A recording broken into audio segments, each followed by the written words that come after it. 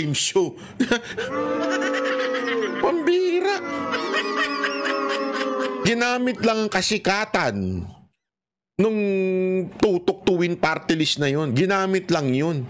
Tapos ano, may nagawa ba? Wala. Nakita nyo ba? Wala. Diba? Wala akong nagawa. Walang na...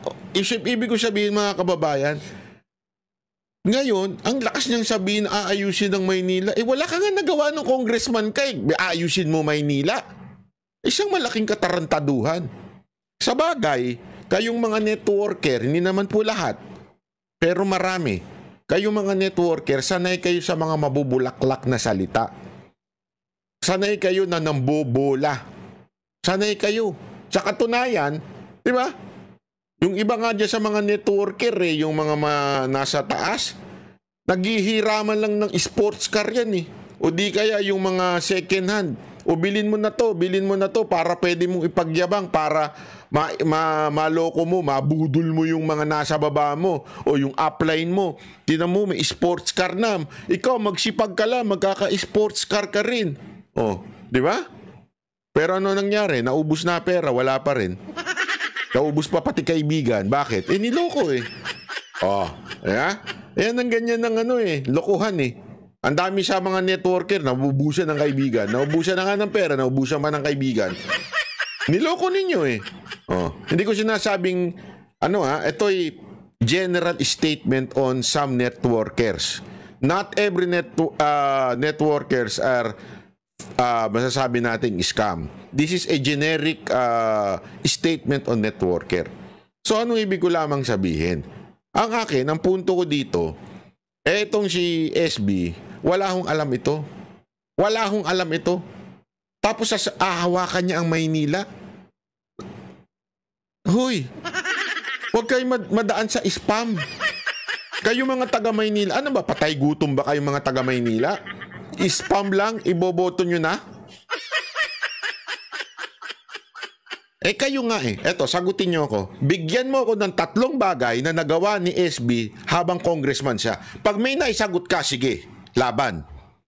Pero kung wala ka may sagot at ang sagot mo lang spam putay, patay gutom ka pala. O, tanungin kita ngayon. Ikaw ang tatanungin ko, mga taga Maynila. Ilan ang nagawa ni Yorme sa Maynila? Hindi mo mabibilang sa daliri ng kamay mo. Baka pati daliri ng paa mo ibilang mo. Tapos, boboto ka dun sa SB dahil lang nakatali ang ulo, parang di mo maintindihan. Tapos dahil lang laging may kasamang artista. Tandaan nyo ito mga kababayan. Pag-ingat kayo pag laging may dalang artista. Budol yan. Budulero ang tawag sa mga yan. Hindi nila kayang Alam nyo kung bakit sila dadala ng artista? Para makapaghatak. As simple as that. What's the reason? Because people will not come without pamimigay, without entertainers. Yan ang trabaho namin Alam namin yan. Kaya nga ako, alam nyo ba, ngayon, wala akong pinupuntahan na kampanya. Pag meron mga nag-i-inquire sa akin, pag na kagad yan, nasa kontrata ko yan, bawal ang kampanya. The only place na pinupuntaan namin na matatawag mong kampanya ay kay Mocha. Bakit? Hindi kasi sa aming kampanya yun. Yun ay dahil pinuno namin yun. Founder ng Mocha Girls yun. Naturalmente, alam namin ng karakas at galawan ni Mocha. Kaya susuporta kami. At saka syempre, nung kay Pangulong Duterte. Di ba? Dahil alam namin na matino talaga. Pero alam mo namin na kaya nagtatawag ng mga artista kasi hindi pupunta ang tao kung walang artista. That's the truth. Kaya nga hamon ko dyan kay SB, huwag kayong mamigay ng kahit na huwag kayong magdala ng artista, walang pupunta sa inyo. Ipupusta ko sa inyo. Ipupusta ko sa inyo, huwag kayong mamimigay ng kahit na At walang artista, hindi ka pupuntahan ng tao. Si Yorme, kahit walang artista yan, pumupunta ang tao dyan. Walang biro. Witness po ako dyan. Kahit, alam mo ba, nung panahon na nangangampanya yan, presidente, may mga nagsasadya sa paligid niya, Yorme, magdala tayo ng mga artista kasi grabe yung unity team nun. Antindi na mga artistang bitbit nun. Diba? Si Andrew E., kung sino-sino pa. Mabigatin talaga. Paano mo alam mo, ayaw ni Yorme. Gusto niya, people will come because they would listen doon sa kanyang plano sa bayan. Talagang naman nagpupunta ang tao. Kaya nga alam kong may na magic yan, na smart magic yan nung kasi 2 million lang, imposible ho yun. Sa pinupuntahan namin, dagsa ang tao. Kitang-kita namin ang tao noon. Imposibleng 2 million lang ang boto ni Yorme noon. Sigurado ako na nabawasan po yun. Ang kwento nga sa akin, talagang hindi lang siya sa bagamat sa boxing, hindi lang mo siya tinalo. Ni-knock-out, binaldado pa siya para talagang mababa yung kanyang image at hindi na makabangon. Yun ang akala nila. Di ba? Eto, bawing-bawi.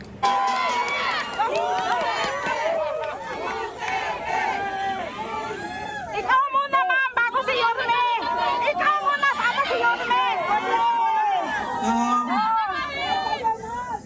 Hindi ba pwede Bakit ba lagi pabalik-balik o paulit-ulit ang problema ng ating bayan? Dahil po, paulit-ulit din yung ugali natin sa pagpili ng ating mga leader. Kung sino yung binoboto natin. Ngayong darating na halalan, marami ang nagtatanong, ano bang pwede naming gawin? Wala naman kaming pera, wala kaming makinarya, ordinaryong tao lang kami na nakatira sa gilid ng daan kung saang subdivision. Pero gusto namin na merong makitang pagbabago sa nangyayari at para sa ating bayan. Una po, ang ugali natin sa pagpili ng ating mga kandidato ay kung sino yung naaalala natin. Sino yung magaling kumanta, sino yung magaling sumayaw, sino yung magaling magpatawa. Yaan nang lagi nating naaalala kapag tayo ay boboto na. Hindi na natin tinatanong, ano ba ang pangako niya noon na siya ay tumatakbo? Tinupad ba niya ang pangako niya?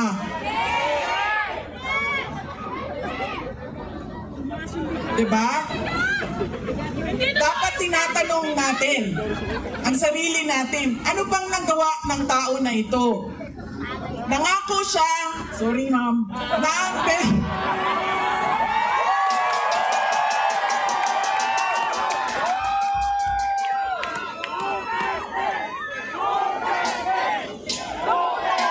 Grabe yun. Para pang banat yun, no? Tindi.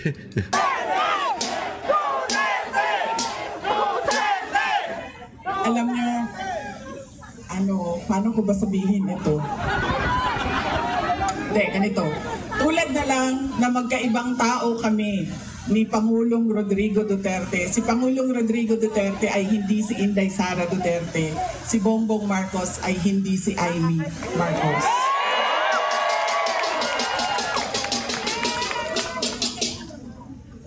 Ito, hindi na ako nang paalam sa'yo. Sasabihin ko na. Grabe yan. Tanggalin na lang natin ito. Okay lang sa'yo? Mura siyang matuwan.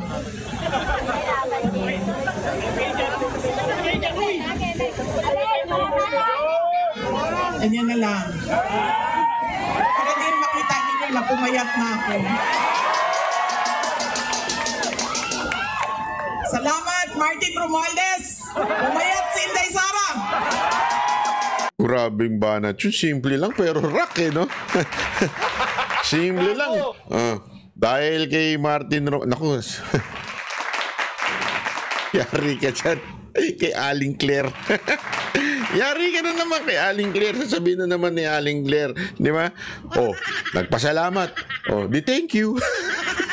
Di welcome. Ganun na naman si Aling Claire. Welcome. Ano masasa? Siyempre may mga gago ring mga media. Ano Anong masasabi mo na nagpasalamat si VP Sara Duterte kay Romualdez dahil pumayat siya? Ang masasabi ko, di welcome. Sino ba nagsabi? Gago! Sino nagsabi? Sino? Anong bakit siya pumayat? Gago! Si Aling Claire medyo lutang lutang yun.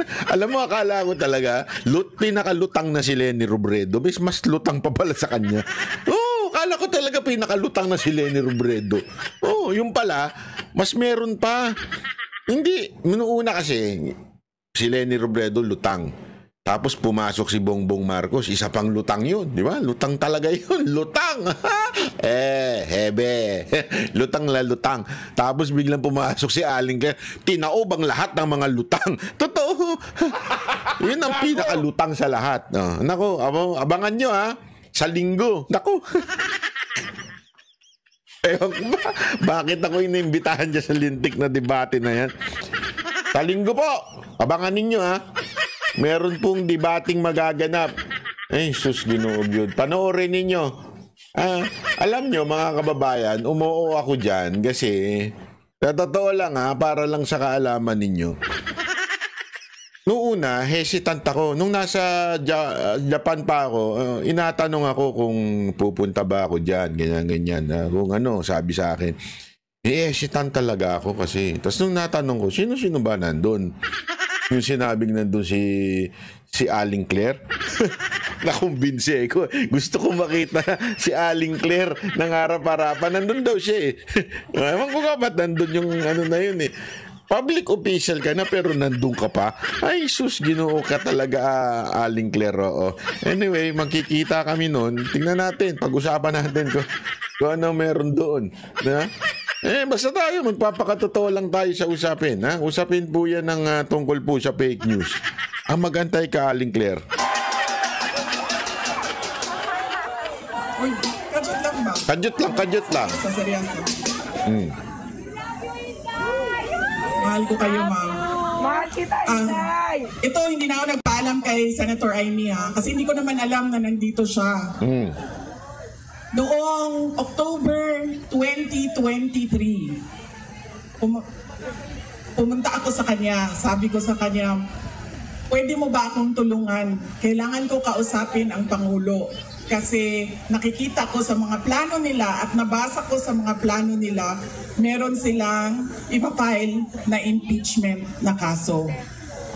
So sinamahan niya ako.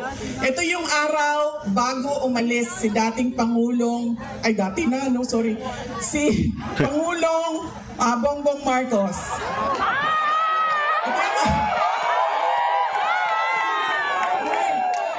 Hindi ko sinadya yun. Sinadya yun, Napailan na, kayo lahat, pailan ng sedisyon. Kayo dyan, nagkaso na kayo bukas. Yun lang. So, ito yung araw na paalis siya, papuntang Amerika.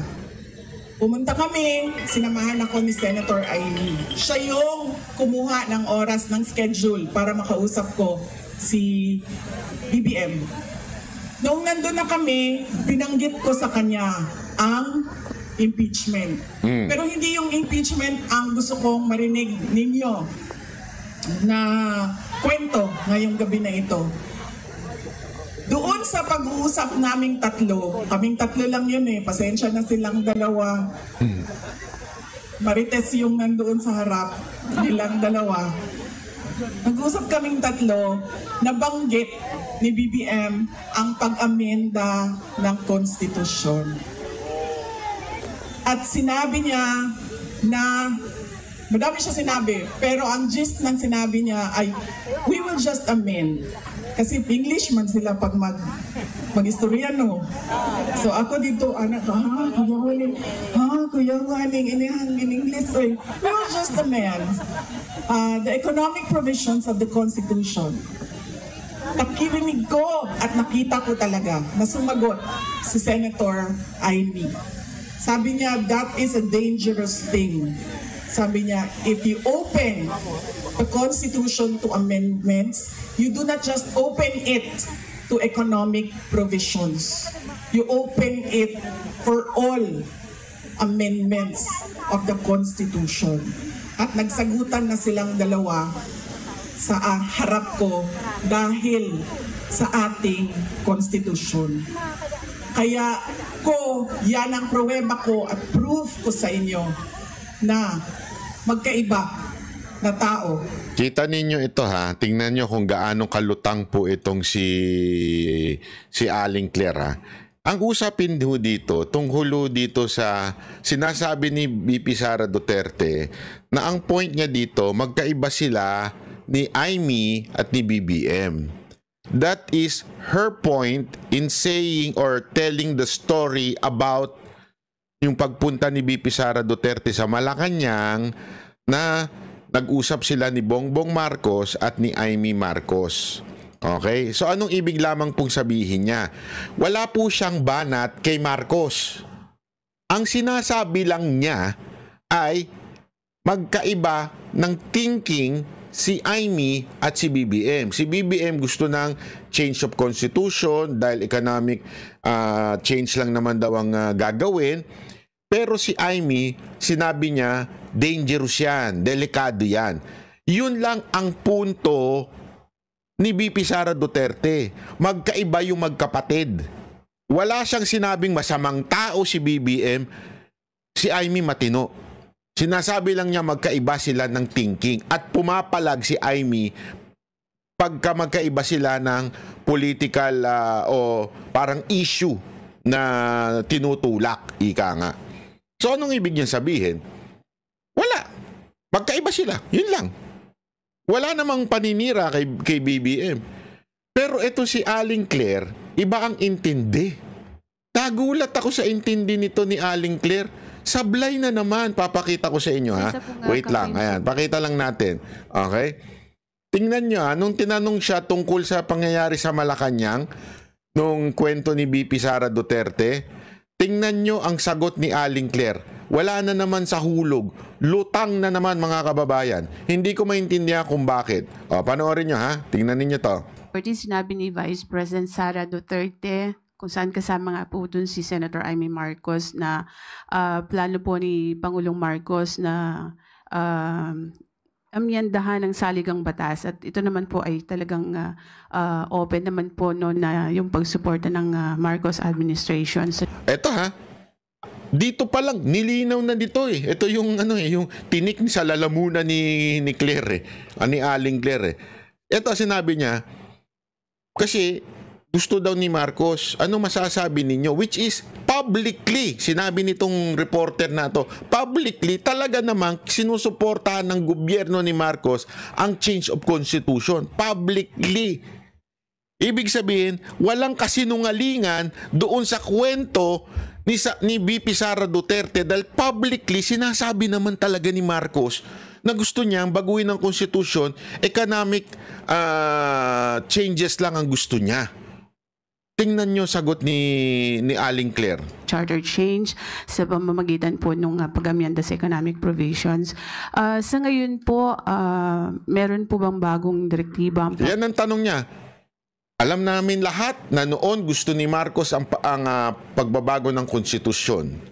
Through economic changes lang ang gusto. Ang tanong ni ni Ma'am, meron po bang pagbabago? Kasi sinabi naman niya noon yan publicly. Ngayon ba, may pagbabago ba? Tingnan nyo, buwelta ni ni Aling Claire. Walang sinasabing masama si VP Sara Duterte. Si VP Sara Duterte na naman ang buwelta niya. Mulo pagdating po sa Chacha, sa Kamara at sa Senado. Wala pa po tayo nadidinig mula sa Pangulo. Kaya nagtataka po tayo kung bakit ganito po ang naging turan ni Vice Presidente. Sa ngayon po, tatak fake news yan. Intrigang walang ebidensya. Intrigang walang ebidensya? Te! Unang-una, wala ka pa sa gobyerno no, nagmamagaling ka na naman. Pangalawa, publicly sinasabi ni Marcos gusto niya ng change of constitution noon, economic change lang ang gusto niya. Public niya sinasabi yun, tapos sasabihin mo, walang ebidensya? Walang ebidensya? Asang mundo ka ba? Hello, Earth! Are you there? Wala pa pong napag-uusapan tungkol dyan. So, ang Marcos admin po ba, meron pa rin plano na isulong itong charter change sa susunod pong Yun ang tanong ha. Meron po bang plano si Marcos na baguhin ang konstitusyon? Isusulong pa ba niya ito? Kongreso? Wala pa pong napag-uusapan patungkol dyan. Ano po yung tingin ninyo bakit inopen up ito ng Vice Presidente sa isang campaign sorties about dito sa pag-amyanda po sa saligang batas? Kung ano man po ang kanyang adhikain at layunin sa mga ganitong klaseng pananalita, hindi po natin alam. Pero as far as we are concerned, tatak fake news. Ayan na naman si fake news eh. Paano naging tatak fake news yun, Madam Claire? Sana matanong kita sa linggo. Paano naging fake news yun? Talaga naman publicly sinasabi ng Pangulong Marcos na gusto niya ng change of constitution at economic reform lang ang gusto niya. Publicly sinasabi niya yun. Paano mo masasabi na tatak fake news si VP Sara Duterte by telling that story? First of all, you were not there. So, how dare you to say it was fake if you are not there? Second, ikaw na rin na nagsabi, wala ka pang naririnig sa Pangulong Marcos regarding that issue, but you are saying fake news na kaagad yun. Lutang ka ba? Lutang ka ba? Ako'y nagtatanong lang sa'yo. Ang linaw-linaw ng tanong. Pinaalala na nga nung reporter na publicly talaga namang sinasabi ni Marcos na gusto niya ng pagbabago ng konstitusyon at ekonomiya lang yung gusto niyang baguhin. Ibig sabihin yung mga business deals lang ng Pilipinas sa ibang bansa, yan lang yung mga gustong baguhin ni Marcos daw. Okay? Wala ngang sinasabi si VP Sara Duterte, di naman totoo yan na economic changes lang ang gusto niya. Wala naman siya sinasabing ganun. Ang sinasabi lang niya, magkaiba kasi talaga itong magkapatid. Matuto ka naman kasi mag-research. Sagot ka ng sagot nang hindi mo alam, ni hindi ka nga nandun sa usapan, sasagot ka. Sila'y nag-uusap. Nandun pa yung ate. Di kung fake news yan, sinabi na nung ate, uy, walang usapang ganyan, hindi totoong nangyari yan. Diba? Wala kang karapatan magsabi ng fake news yan kasi you were not there sa usapan. Pasok ka ng pasok, siksik ka ng siksik dyan, makadaldal ka lang. Ibang tao si BBM, ibang tao si Amy Marcos. Yan ang punto lang eh. Okay na ma'am, pwede ka na umalis. Wait lang, sandali. Iboto niyo ba si Amy Marcos? Okay na ma'am, pwede ka na lumipat sa QC. Good na dito. Kalimutan ko na yung sasabihin ko. Tatlong paalala. Hindi natin tinitingnan kung ano ba yung mga pangako niya noon. Tumakbo siya noon, may pangako siya. Binigay ba niya? Diba? 20 pesos ang kilo ng bigas. Tapos ngayon, okay na daw. After 3 years, 3 taon ng campaign promise o pangako sa eleksyon, ibibigay ngayon. Pero ibibigay lang sa Visayas. Para bang hindi kayo nagugutom dito sa syudad ng Maynila. At parang hindi nagkukulang ang pera ninyo pambili ng pagkain. Kaya dapat tinitingnan natin. Sumayaw, oo. Kumanta, oo. Bakit hindi?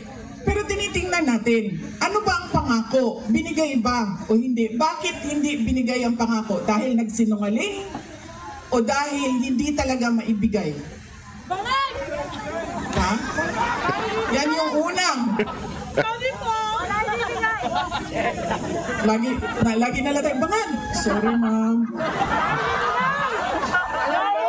Nambubudol. I'm sorry.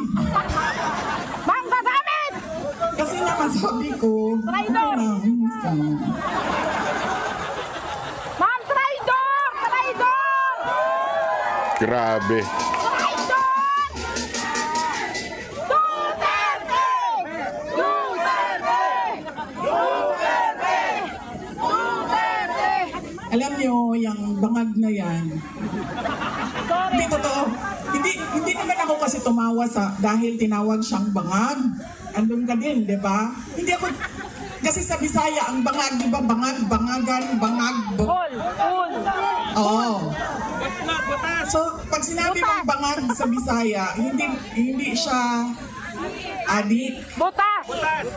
Butas! Kidak. Butas! Diba? Butas! Buslot! Oo. So, hindi talaga ako natawanan. Tinawag siyang bangag. Kasi sa Bisaya, ang bangag ay butas. Hindi, at saka sa slang, ang bangag is yung private part ng babae. Diba? Bangagan. Ang pinagtawanan ko, dahil ang rally na yon ay kontra sa pag-amyenda ng konstitusyon. Yun yung rally na yon. Tapos nagulat na lang kami na iba na yung napag-usapan doon sa rally. Pero balik tayo sa bangag, ma'am. Alam mo, hindi ito kasali talaga sa speech ko. Sinabi sa akin ng partner ng uncle ko na noong hindi pa siya Pangulo, nung senador pa lang siya, ay bumisita sila sa bahay at inalok talaga sila. Narinig niyo ba yun? Narinig niyo ba yun? Talagang sinabi ni VP Sara Duterte, yung uncle niya, hindi pa papangulo. Yung senador pa lang sila. Sino pa ba yun? Di ba si Marcos? Si Marcos lang naman naging pangulo na naging senador. Di ba? Eh nung pumunta daw, yung uncle niya, ni VP Sara Duterte, doon, nung senador pa si Bongbong Marcos, inalok daw sila na magdroga. Ayan, oh. Ang linaw-linaw ng kwento. Oh. Ulitin natin yung part na yan. Alam mo, hindi ito kasali talaga sa speech ko. Sinabi sa akin ng partner ng uncle ko na noong hindi pa siya Pangulo, nung senador pa lang siya, ay bumisita sila sa bahay at inalok talaga sila ng droga. Ay, grabe. Hindi yung wala naman ako sinabi na pangalan. Oh, talaga. Alam nyo, may malaki bang tulungan ang Maynila para sa atin lahat? Hindi nila tayo kakayanin ni Kulong, no? Baka matulad tayo kay President Duterte. Nakulong na. Humindi yung partner noong uncle ko. Kinento nila yan sa akin. Ang buong akala ko naman, kasi matanda na, diba, may edad na, natututo ka na sa kung anong mga mali na ginagawa ng kabataan mo, ay nagbabago yung tao. So sa madaling salita, kaya niya sinuportahan kasi akala niya nagbago na yung tao. Dati, alam niyang adik. Dati, alam niya na, sinasabi niya na. Oh, ngayon, siguro, benefit of the doubt, na baka naman nagbago na yan dahil tumanda na yan. Oh, yun ang sinasabi niya sa kwentong ito. Hindi ko alam na yun na nga ang nangyari.